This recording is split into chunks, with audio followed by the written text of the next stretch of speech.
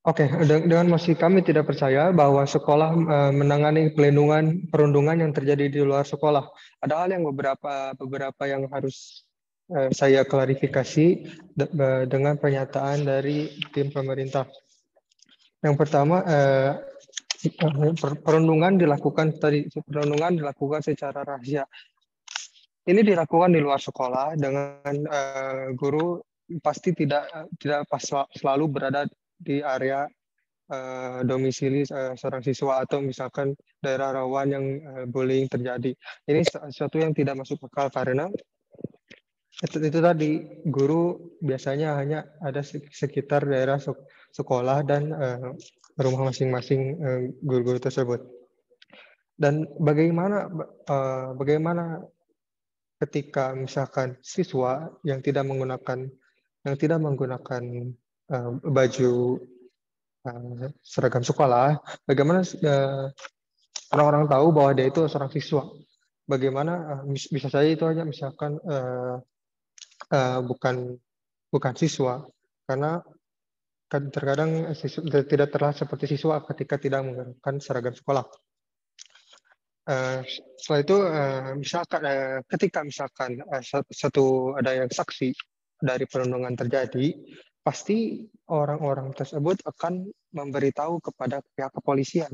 Tidak akan mencari tahu ya, sekolah mana ada siswa tersebut, nggak akan misalkan datang ke yang dirundung dan bertanya bahwa di mana sekolah kalian. Kemungkinan besar tidak akan dijawab karena pikiran mereka pasti akan bagai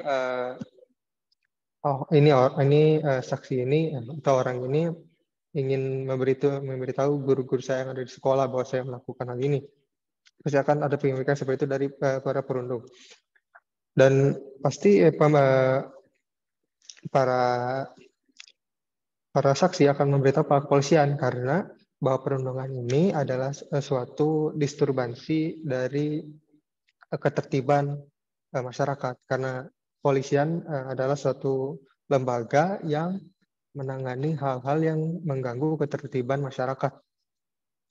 Oke, langsung transisi kepada argumen yang saya ingin utarakan, bahwa terkadang para pelaku atau pelaku perundung akan semakin merundung korban ketika diberitahu pada guru. Jadi misalkan ketika yang dirundung memberitahu gurunya bahwa saya dirundung, ada saya korban dirundung, maka uh, di perundungan itu semakin menjadi-jadi, semakin menjadi-jadi, tapi ada efek tidak jera berarti kan ketika guru menjadi suatu mediator atau sebagai suatu hukuman. Dan berarti kan ada suatu tindak lanjuti yang harus dilakukan, karena tidak hanya guru terus melakukan hukuman lagi. Kalau misalkan hukuman-hukuman itu terus dilakukan secara berulang-ulang tapi tidak ada efek jera, berarti hukuman itu tersebut tidak berhasil. Dan siapa yang harus menindaklanjuti? Ya tentu pihak polisi atau lembaga-lembaga di luar sekolah yang mempunyai lebih banyak resource untuk menangani misalkan masalah yang lebih tinggi atau masalah yang semakin intens. Setelah itu hal lain juga karena kita tidak bisa melakukan perundungan, misalkan saya seorang perundung, saya tidak bisa melakukan perundungan di sekolah, berarti kan dilakukan di luar sekolah, dan sekolah semakin tidak tahu bahwa perundungan itu terjadi karena terjadi di luar sekolah. Seperti tadi klarifikasi sebelumnya yang saya katakan. Hal lain yang saya dapat argumen saya yang dapat tambahkan lagi bahwa ada mekanisme saya yang diterangkan bahwa dapat dibuatnya lembaga pemasyarakatan yang menangani anak di bawah umur, seperti yang dilakukan beberapa negara maju seperti Korea yang memiliki juvenile hall, atau di Amerika seperti juvenile hall yang menangani menangani pelanggaran-pelanggaran yang dilakukan oleh anak di bawah umur.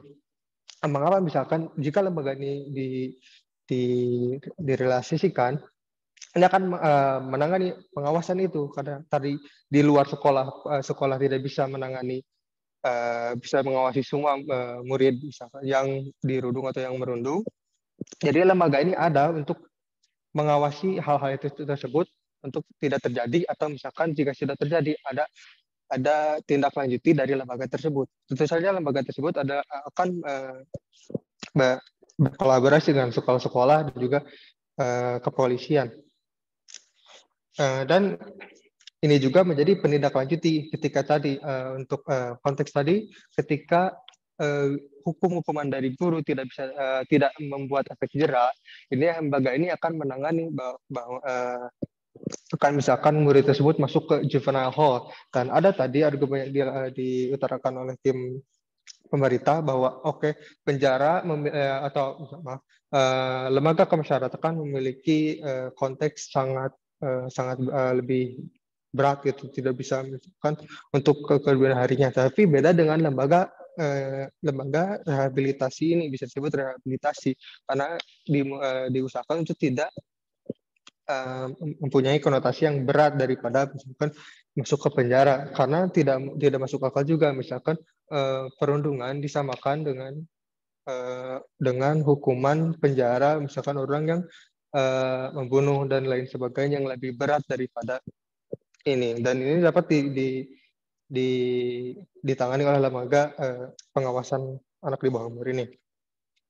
Setelah itu ada tadi saya sebut secara singkat, ini akan menjadi suatu lembaga yang mengatasi rehabilitasi anak. Jadi tidak hanya misalkan menghukum saja, ini juga bisa menindaklanjuti bahwa hal itu tidak benar.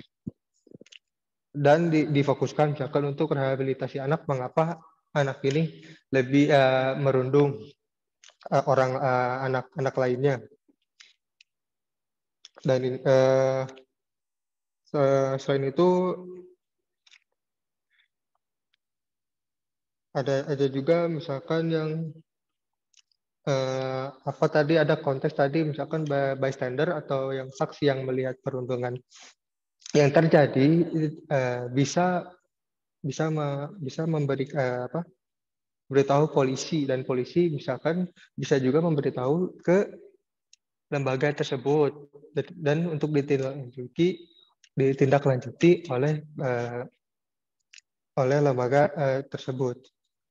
Ada halnya misalkan tadi saya disebut dengan juvenile hall. Juvenile hall tersebut sendiri itu bukan penjara dalam konotasi buruk. Tadi bisa juga lembaga ini hanya untuk misalkan untuk rehabilitasi anak, untuk misalkan mengapa perundungan ini buruk, apa hal yang bisa dilakukan, dan ada hal-hal yang positif yang bisa dilakukan di dalam dalam juvenile hall ini. Dan ini menurut saya ini lebih berfokus, karena misalkan tadi ada argumentasi dari pihak pemerintah bahwa polisi sibuk dengan kejahatan-kejahatan lain. Tapi jika pihak polisi memiliki lembaga atau dibuatnya pihak lembaga penanganan kejahatan di bawah umur ini, kan mereka lebih fokus kepada kejahatan-kejahatan anak. Dan dengan ini argumentasi dari pemerintah akan putus, karena adanya lembaga yang bisa menangani ini lebih eksklusif. Sekian dari tim oposisi. Mohon semoga juri memilih kami.